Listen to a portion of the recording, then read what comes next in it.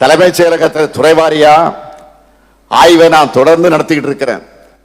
நெஞ்ச நிமிர்த்தி சொல்லுகிறேன், தமிழ்நாட்டு வரலாற்றிலேயே இவ்வளவு திட்டங்களை எந்த அரசும் செஞ்சிருக்காது. எப்படிப்பட்ட நெருக்கடியான சூழ்நிலை இந்த திட்டங்களை எல்லாம் நான் எப்படி செயல்படுத்துகிறோம்னு உங்களுக்கு எல்லாம் தெரியும். பல்வேறு நிதி நெருக்கடிக்கு மத்தியில நமக்கு இடையூறாக இருக்கக்கூடிய ஒன்றிய அரசையும் சமாளிச்சு இவ்வளவு சாதனைகள் செஞ்சிருக்கிறோம், தொடர்ந்து செய்யத்தான் போகிறோம். இதெல்லாம் பார்த்து தாங்கிக்க முடியாத எதிர்க்கட்சி தலைவர் பழனிசாமி அவர்கள் இப்ப என்ன செய்கிறார்? தமிழ்நாட்டை மீட்போம், தமிழகத்தை மீட்போம் என்று ஒரு பயணத்தை தொடங்கி இருக்கிறார். ஏன்னா தமிழ்நாடுன்னு சொல்லக்கூடாதுன்னு சொல்லுகிற கூட்டத்துக்கிட்ட இப்ப அதிமுகவை சேர்த்துட்டாரு. அதிமுகவை மீட்க முடியாத இவர் தமிழகத்தை மீட்க போகிறாராம்.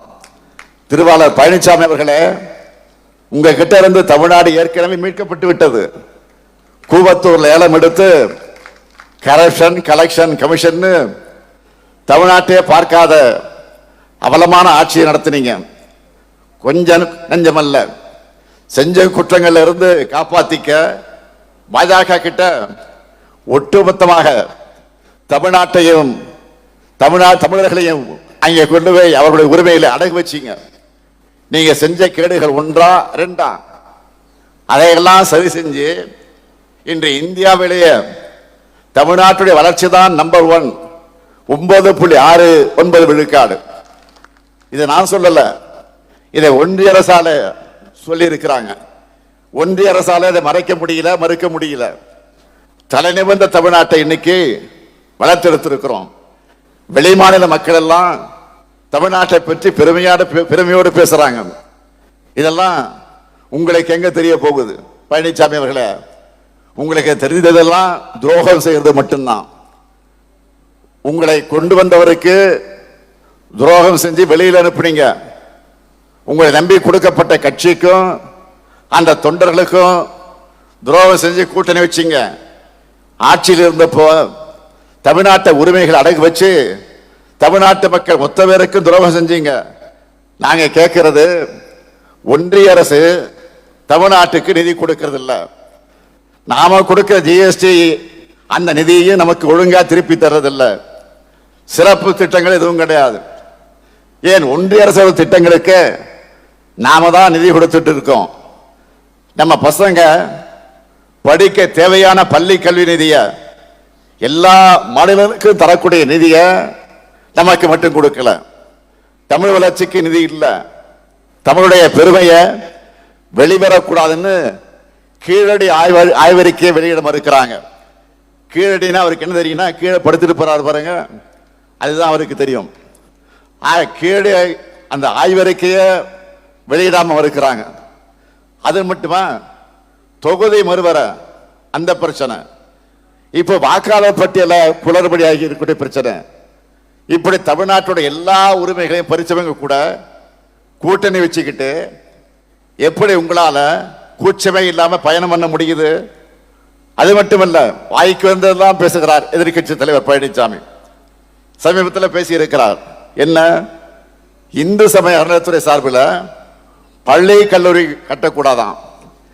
இதுக்கு முன்னாடி பாஜகவுக்கு வெறும் டப்பிங் வாய்ஸ் தான் கொடுத்துட்டு இருந்தார், பேசிக்கிட்டு இருந்தார். இப்ப பாஜக ஒரிஜினல் வாய்ஸாக பேச ஆரம்பிச்சிட்டார். அறநிலையத்துறை சட்டத்திலேயே கல்லூரி தொடங்க சட்டம் இருக்கு. இது கூட தெரியாம நீங்க எப்படித்தான் முதலமைச்சராக இருந்தீர்களோ எனக்கு புரியல. மறைந்த பெரிய பக்தவத்சலம் காலம் தொடங்கி ஏன் மக்கள் தலைவர் எம்ஜிஆர் அவர்களே முதலமைச்சராக இருந்த போது பழனி ஆண்டவர் தொழில்நுட்ப கல்லூரியை திறந்திருக்கிறார். அந்த கல்லூரிக்கு கூடுதல் கட்டடத்தை போன முறை நீங்கள் திறந்து வச்சீங்க. அப்ப ஏதாவது மயக்கத்தில் போய் திறந்து வச்சுட்டு வந்தீங்களா? இப்போ நாங்க கல்லூரி தொடங்கினா தப்பா? பாஜக தலைவர்களே இந்த மாதிரி கல்லூரி தொடங்க கூடாதுன்னு பேசுறது இல்லை. ஆனா பழனிசாமி மட்டும் பேசுறாரு. இதை பார்த்தா ஒண்ணுதான் எனக்கு நினைவுக்கு வருது. ஒரு திரைப்படத்தில், வடிவேலு படத்துல தான் ஒரு காமெடி ஒண்ணு வரும். என்னன்னா, கொடுத்த காசுக்கு மேல என்னமா கூவுறான்னு அந்த மாதிரி பாஜக காரங்களே பேசிட்டு இருக்காங்க. இந்து சமய அறநிலையத்துறையை பொறுத்த வரைக்கும் தமிழ்நாடு வரலாற்றில் இல்லாத அளவுக்கு திராவிட மாணவர் செய்திருக்கக்கூடிய சாதனையோட லிஸ்ட் பெருசா இருக்கு. நான் பழனிசாமியை நேரடியாக கேட்கிறேன், ஏன் படிப்புனா உங்களுக்கு அவ்வளவு கசக்குது? கல்விக்காக உண்மையிலே குரல் எழுப்புகிற மாதிரி இருந்தா கும்பகோணத்தில் நம்முடைய முத்தமிழக தலைவர் கலைஞருடைய பெயரான பல்கலைக்கழகம் அமைக்க போகிறோம்னு சட்டமன்றத்தில் சட்டமே ஏற்றி அனுப்பி வச்சோம். 2 மாசம் ஆயிருக்கு. அதுக்கு ஆளுநர் இதுவரையில் அனுமதி தராமல் இருக்கிறார். நான் கேட்டேன், இதை விட ஆளுநருக்கு என்ன வேலை?